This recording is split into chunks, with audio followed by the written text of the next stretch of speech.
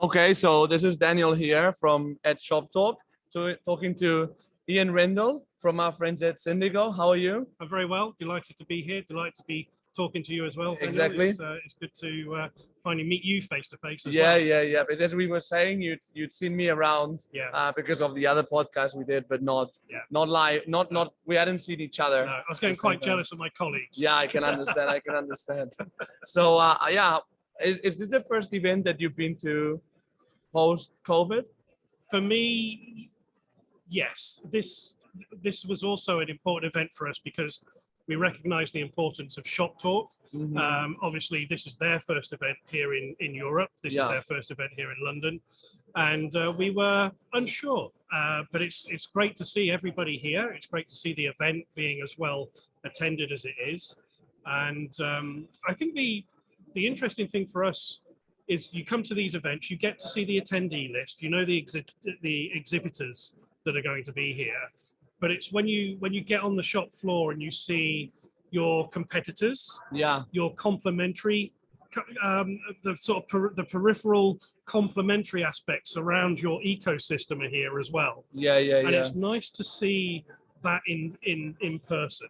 It's nice to see them being present, we being present, because it kind of establishes our relevance in some respects. So yes, a short answer is yes, it's the first time. Yeah, I think that sometimes like in B2B, at least that happens to me as a headhunter, that sometimes like the competitors, it's a bit opaque, like you don't have full visibility. And this must be a good opportunity to see actually what they look like, no? Yeah, it's not only that, it's also to see what messaging they're using in the market. Yeah. Because that's also something that from an industry point of view, being relevant is absolutely vital.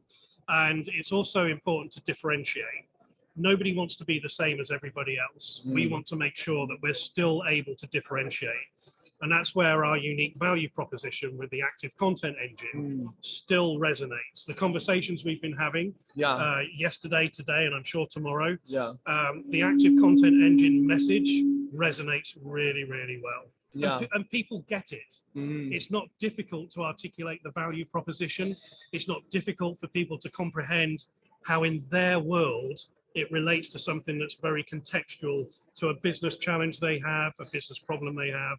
So those conversations have been really good. So it's interesting because probably before you, at least for me, which I'm obviously a bit far from this, I had to like ask when I first spoke to Syndigo, what's active content and so on. It seems like that awareness is already there then. It is very much so. And it's not that the active content engine, if you break it down, it's a very simple message and people get it. And that's why, because everybody understands what syndication is. They may not understand the complexities or necessarily, but the really interesting thing is people have been really excited that the active content engine, it kind of fills the loop. It kind of round trips that conversation about data.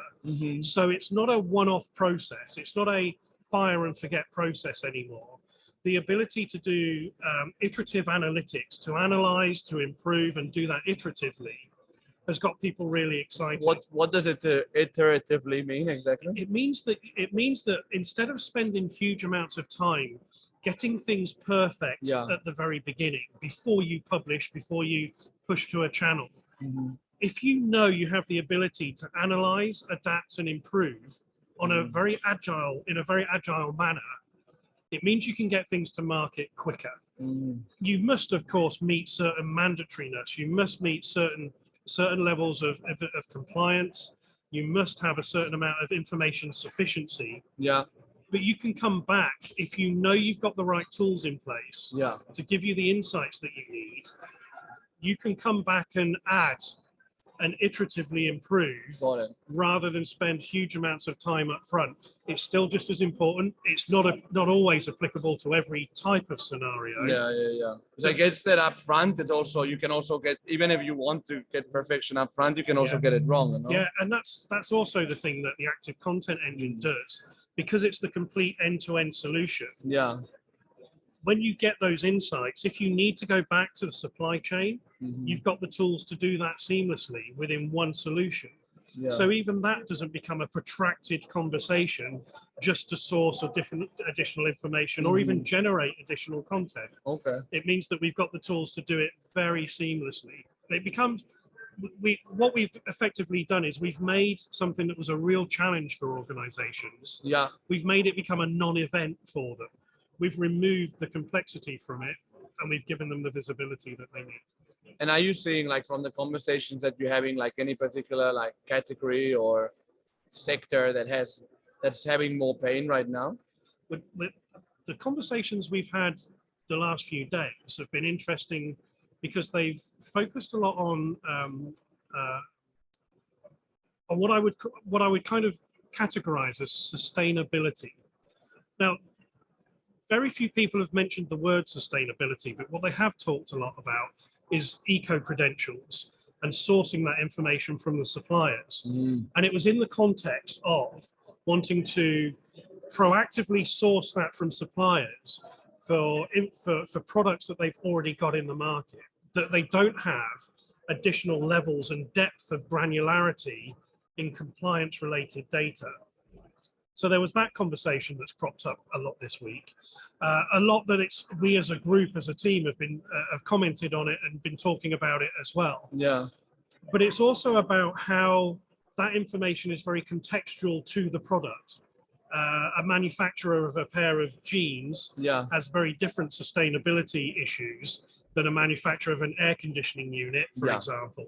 And it's the subject matter is very consistent and very topical, but the detail of that, the contextuality of it, is something that we've recognized is becoming very, very granular. It's in that granular level that the detail is becoming really, really important.